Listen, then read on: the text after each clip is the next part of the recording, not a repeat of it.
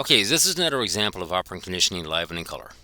I'm not interfering. I'm just saying, hey, you know what? You can stay there scared, or you can join me in calm. You can stay there in a fear state, keep the thing in negative reinforcement, or you can choose to join me. Come investigate this thing. Come and understand it. What is fear but a lack of understanding? What's going on here? Let's take a look. Really? Okay, so Monty right now is in fight or flight.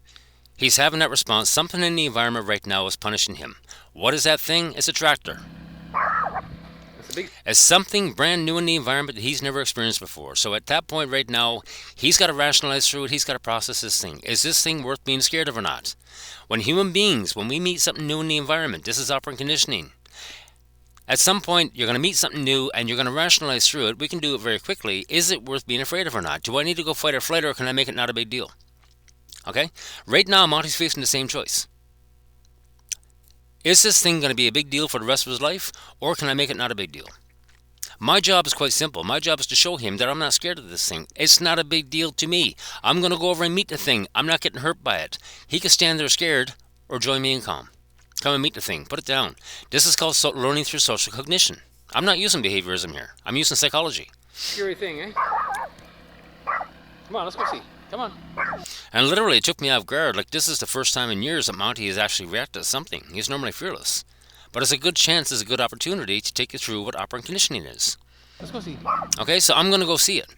I'm going to go meet the thing. I'm going to go show him, you know what, I'm not scared of it. I'm calm. It's not biting me. It's not hurting me. I want him to see that and understand that, you know what, he can trust me. You can stay there scared, or you can choose to overcome this fear. And overcoming a fear, when a dog chooses and decides to overcome a fear, that's the biggest reward you can get. That's positive reinforcement, not a treat. Come on, let's go see. Hey, it's okay. Really? Come on then. Come here. Monty, come here. Come here. It's okay. You can smell it. All I'm doing is an introduction. I'm showing him point blank, I'm not scared of this thing. I'm not getting hurt by it. I'm not concerned about it. I want him to follow suit. Now, he's seen many tractors since this. It's not a big deal anymore. In the face of a negative reinforcement, which is the tractor, you can fight, you can flight, or you can become indifferent. That's your three choices. I want my dog to become indifferent. I don't want him fighting and flighting. That's the reality. Now it's not a big deal. See, it's okay. Now it's not a big deal. He went fight and flight. He processed the information. You know what? It's not worth being afraid of. Now he's okay. Now he's not a big deal. It's the same with the last video I put up at the bridge. The bridge is not a big deal anymore. The sound of the rushing water is not a big deal anymore because he overcame it. I gave him the time to process the information, to understand that it's not a big deal. It's not something you got to be scared of. This is how operant conditioning works, and this is what you need to do to your dog. You'll never see me using treats. You'll never see me using tools. If I had rewarded Monty at this point, I would have been rewarding punishment, and environmental punishment. The tractor was punishing Monty. If I had given him treats, I'd be rewarding a third-party punishment.